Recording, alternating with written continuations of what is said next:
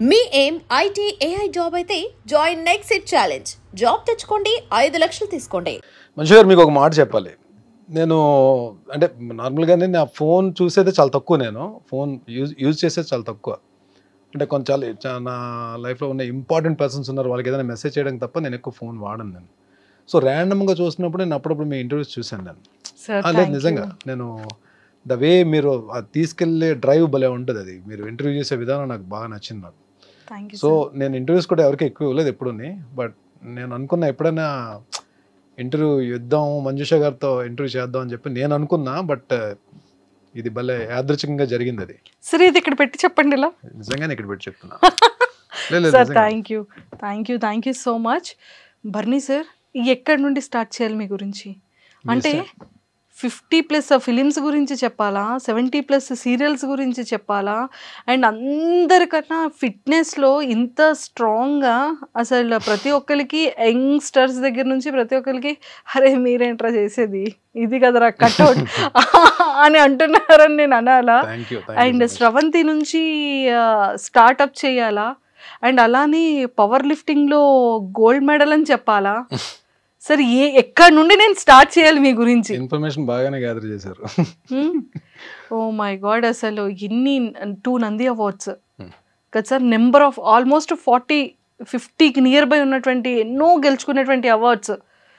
Sir, ఎందుకు మాకు social మీడియాలో మీరు లేరు? అసలు మీతో ఫస్ట్ కూడా ఇది ఆడాలి మేమంతా. ఫోనే తక్కువ వాడకం అంటే ఇంకా సోషల్ మీడియా నేను ఎక్కడ వస్తానండి? నేను ఇంత హెల్త్ని కాపాడుకుంటే ఎలా సార్ ఫోన్ పక్కకు పెట్టి?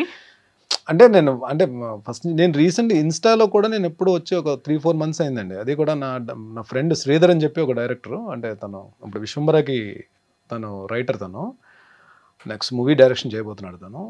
ఆయన బలవంతంగా ఇన్స్టా ఆర్టిస్ట్కి కంపల్సరీ ఇన్స్టా ఉండాలని చెప్పి ఆయన అకౌంట్ ఓపెన్ చేశాడు అన్నమాట. ఆ సార్కి ఫస్ట్ సార్, నిజంగా ఎంతోమంది యంగర్ జనరేషన్స్కి కానీ ఎంతోమంది యాక్టర్స్కి కానీ ఒక బెస్ట్ ఇన్స్పిరేషన్. మెయిన్ లీడ్గా ఎలా చేయొచ్చు, విలన్గా ఎలా చేయొచ్చు, ఎక్సలెంట్ ఆర్టిస్ట్గా ఎలా చేయొచ్చు అనేది బెస్ట్ ఎగ్జాంపుల్ సార్. చాలామంది సీరియల్స్కి వెళ్తే హీరోలు ఎవరు అంటారు, హీరోగా ఉంటే మళ్ళీ సీరియల్స్కి వెళ్తే మళ్ళీ ఆపర్చునిటీ రాదంటారు, విలన్గా చేస్తే అమ్మో మెయిన్ లీడ్ చేసి విలన్గా ఏంటి అని అడుగుతారు, విలన్గా చేసిన తర్వాత మళ్ళీ మెయిన్ లీడ్ చేయరేమో అంటారు. అందరికీ కూడా స్టాంపింగ్ దింపేశారు సార్ మీరు ఒక బ్రాండ్గా. అంటే ఇన్స్పిరేషన్ అనే మాట మనం అది వాడచ్చో వాడకూడదో తెలియదు కానండి. టీవీ వరకు అయితే నేను ఒక మాట చెప్తానండి, ఒక్కొక్కరికి కెరీర్ ఒక్కొక్కరికి స్టార్ట్ అవుతుంది. ఒకరికి నెగిటివ్ క్యారెక్టర్స్ స్టార్ట్ అవుతుంది, కొంతమందికి హీరోస్తో స్టార్ట్ అవుతుంది. టీవీ అనేంత వరకు పలానా వ్యక్తి హీరో మెటీరియల్ అని మనం చెప్పలేము. మనం వేరే మూవీస్కి అయితే మనం చెప్పగలం ఏ ఉన్నాడు రా అని చెప్పి అంటాం. కానీ టీవీ వరకు ఒక సరైన క్యారెక్టర్ పడిపోయిందంటే మీకు ఒక 5-6 ఇయర్స్ వరకు మీకు అది తీసుకెళ్ళిపోతుంది. ఒక ప్రాజెక్ట్లో మంచి నేమ్ వచ్చిందంటే పట్టుకెళ్ళిపోతుంది అది. బట్ నాకేమైపోయిందంటే స్టార్టింగ్ కెరీర్లో అది ఒక హీరోని రీప్లేస్ చేయడం వలన వచ్చిన ఆఫర్ ద్వారా నేను హీరోగా ఎంటర్ అయ్యాను. బట్ నేను హీరో మెటీరియల్లో కాదో నాకు నిజంగా అప్పుడు తెలియదు నాకు. బట్ హీరో మెటీరియల్ కాకపోయినా మరి హీరో క్యారెక్టర్ చేసేసానేమో నేను. లైక్ ఫస్ట్ ప్రాజెక్ట్ నా కెరీర్ స్టార్ట్ అవడే మా టీవీ నుంచి స్టార్ట్ అయింది. అది విజ్ఞాన్ రత్తయ్య గారు ప్రాజెక్ట్, అది మా టీవీ సీరియల్ నా ఫస్ట్ ప్రాజెక్ట్. అది చూసి సెకండ్ ఈటీవీలో కూడా హీరోని మళ్ళీ రీప్లేస్ చేయడం వల్ల మళ్ళీ దాంట్లో కూడా హీరోగా ఎంటర్ అయ్యాను మళ్ళీ. సో ఈ 2 పాజిటివ్ క్యారెక్టర్స్ చేస్తున్నప్పుడు జస్టిల్లో నుంచి కాల్ వచ్చిందండి నాన్న సీరియల్కి.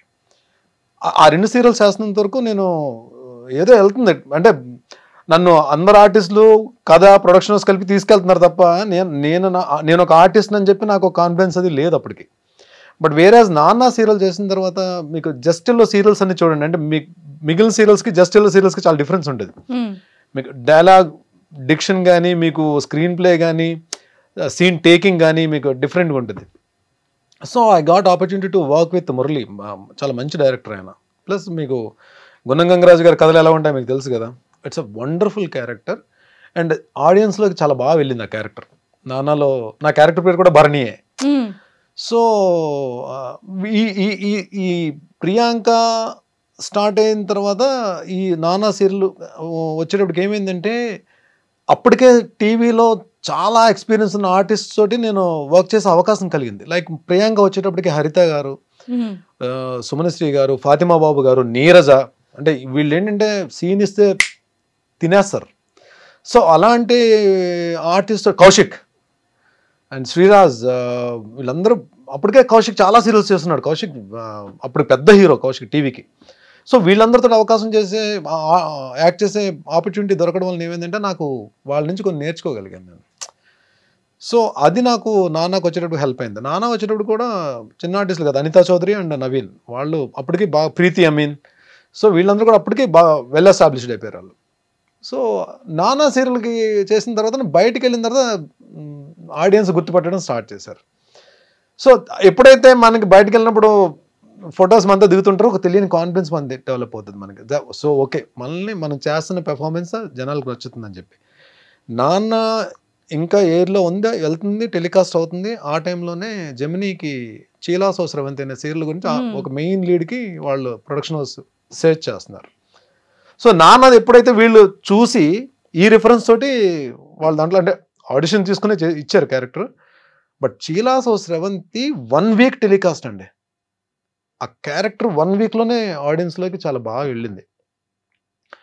అదే అంట, నేను గుడ్ ఆర్టిస్టా బ్యాడ్ ఆర్టిస్టా తీసి పక్కన పెడితే ఒక ఆర్టిస్ట్కి ఒక క్యారెక్టర్ రావడం అనేది ఆపర్చునిటీ. ఇది ఇక్కడ గుడ్ ఆర్టిస్ట్ లేడు, బ్యాడ్ ఆర్టిస్ట్ లేడు. ఆర్టిస్ట్కి అలాంటి క్యారెక్టర్స్ రావడం నిజంగా ఆపర్చునిటీ. నిజంగా ఇవన్నీ స్టార్స్, టీవీ ఆర్టిస్టులు అందరూ మంచి ఆర్టిస్టులే అండి. ద థింగ్ ఈస్ ఆ క్యారెక్టర్స్ అన్న కానీ పడితే వాళ్ళకి ఒక మైలేజ్, బ్రహ్మాండమైన మైలేజ్ వస్తుంది. మీకు చూడండి కొన్ని ఇప్పుడు ఆర్కే నాయుడు అంటే మొగల్ రేకులు అంటే టీవీస్లో వీళ్ళు ఏంటంటే ఎరా వెళ్తుంది అది. అలాగే నిరుపంకి కార్తీక దీపం, వీళ్ళకి ఒక సీరియల్ అంటే వాళ్ళు మొత్తం మారిపోతాయి, డైమెన్షన్స్ అన్నీ మారిపోతాయి మీకు. అలాగే నా వరకు వచ్చేటప్పటికి చీలాసో స్రవంతి అది నిజంగా నేను ఎప్పుడు కూడా చాలా హ్యాపీ ఫీల్ అవుతాను. అంటే రీసెంట్ టైమ్స్ లో కూడా నేను బయటకి 90s కిడ్స్ అందరికీ కూడా చాలా ఫేవరెట్. ఇప్పటికీ అందరూ కూడా ఎవరైనా చీలాసో స్రవంతి గురించి మాట్లాడతారు. ఆర్టిస్ట్ గా నేను మాట్లాడుకోవాలంటే చీలాసో స్రవంతి ముందు తర్వాత మాట్లాడుకోవాలి. సార్, ఈ ఫిలిం అండ్ సీరియల్స్, ఈ యాక్టింగ్ కి బిఫోర్ గా అసలు బాటమ్ బాన్ ఎక్కడ, ఫ్యామిలీ బ్యాక్గ్రౌండ్ ఏంటి?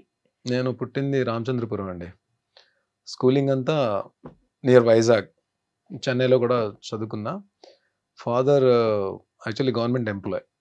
బట్ మై బ్యాడ్ లక్, ఒక ఆయన సర్వీస్లో ఉండగానే 52 ఇయర్స్ అప్పుడు చనిపోయారు. అప్పుడు ఆయన ఉన్నంత వరకు నాకేం రెస్పాన్సిబిలిటీస్ అవి లేవు. తర్వాత నేను మదర్, తర్వాత నా వేరే ప్రొఫెషన్స్. ఆ తర్వాత 2003కి ఇంట్లో నాకు ఒక అన్నయ్య, చెల్లి. సో డెఫినెట్గా ఇండస్ట్రీ కంటే ఎవరు ఒప్పుకోరు కదా. ఏం బాగానే ఉంది కదా, నువ్వు ఈ ప్రొఫెషన్లో ఉన్నప్పుడు బాగానే ఉన్నావు కదా, మళ్ళీ అది వేరే ప్రొఫెషన్ ఎందుకు సెలెక్ట్ చేసుకున్నా అని చెప్పి. యాక్టింగ్ అన్నది నాకు చిన్నప్పటి నుంచి నా డ్రీమ్ కాదు. యాక్టింగ్ అన్నది నేను ఆర్టిస్ట్ అవ్వాలని చెప్పి కోరిక కూడా నాకు లేదు. నేను వైజాగ్లో ఉన్నప్పుడు స్లిమ్ జిమ్లో వీ యూస్ టు ప్రాక్టీస్, జిమ్కి మార్నింగ్ వెళ్ళేవాళ్ళం. అదే జిమ్లో ప్రభాస్ గారు, ఆ టైంలో ప్రభాస్ గారు అక్కడే ట్రైన్ అయ్యేవారు. మన గౌతమ్, బ్రహ్మానందం గారు అబ్బాయి, ఎంఎస్ నారాయణ గారు అబ్బాయి, వీళ్ళందరూ కూడా అక్కడే వచ్చేవారు. వాళ్ళతో పాటు ఇంకొంతమంది ఆర్టిస్టులు కూడా వచ్చేవారు. అంటే వీళ్ళందరూ కూడా బాగా మాట్లాడేవారు. సో ఒక డిస్కషన్ జరుగుతున్నప్పుడు నేను 100 అబోవ్ ఉండేవాడిని, వెయిట్ 110 kgs ఉండేవాడిని పవర్ లిఫ్టింగ్ కొట్టిన తర్వాత. సో డిస్కషన్లో ఎవరో ఇలా పిచ్చాపాటి మాట్లాడుకుంటే ఎవరో సరదా అన్నారు, భరణి కూడా ఇండస్ట్రీకి వస్తే బాగుంటుంది కదా అని చెప్పి. అంటే యువతలు ఇంకో అబ్బాయి ఎవరో, ఇప్పుడు నేమ్ రివీల్ చేయడం అనవసరం. అది తను ఏమన్నాడంటే, భరణి ఇండస్ట్రీకి వచ్చిన విలన్ పక్కన కర్ర పట్టుకుని నిలబడి ఎస్ బాస్ అనే క్యారెక్టర్స్ తప్ప ఏమి రావు అని. తను ఏదో నన్ను కించపరచాలని ఏమో అనలేదు, తన ఫ్లోలో వచ్చేసింది అది అనేసాడు. బట్ అది ఎక్కడో నేను నా పనులు నేను చేసుకున్నా సరే, అది ఎక్కడో నాకు మైండ్లో కొంచెం ఇలా అనేసి ఏంటారు బాబు, అసలు యాక్టింగ్ ఏంటి, అసలు చూద్దామా, ఇండస్ట్రీకి వెళ్దామా. కొంతమంది ఏమో ఎంకరేజ్ చేశారు, కొంతమంది డిస్కరేజ్ చేశారు. సో నేనేదో నార్మల్గా ఈ ఫోటోషూట్కి వెళ్ళి ఫొటోస్ పట్టుకుని హైదరాబాద్ వచ్చాను. ఎవరికి చెప్పను, ఇంట్లో అమ్మకు కూడా చెప్పలా. హైదరాబాద్ వచ్చి ఎక్కడ మన ఈ అమీర్పేట దగ్గర ఏదో స్టూడియో ఉంటే, డబ్బింగ్ స్టూడియోలో ఉంటే ఫొటోస్ ఇచ్చేసి వెళ్ళిపోయాను. అప్పుడు ఆ టైంలో మా టీవీ సత్య సీరియల్కి హర్షవర్ధన్, మన అమృతం హర్షవర్ధన్ హీరోగా అన్నాడు. సో తనకేదో మరి వేరే స్క్రిప్ట్ ఏదో రాయడమో లేదా తను ఏదో బిజీగా ఉండడం వలన ఆ ప్రాజెక్ట్ నుంచి బయటకు వెళ్తున్నప్పుడు అది సేమ్ ఆ హీరో రీప్లేస్మెంట్ గురించి లక్కీగా నేను ఫొటోస్ ఇవ్వడం వల్ల నాకు కాల్ వచ్చింది. అలాగే నా ఇంట్రో జరిగింది.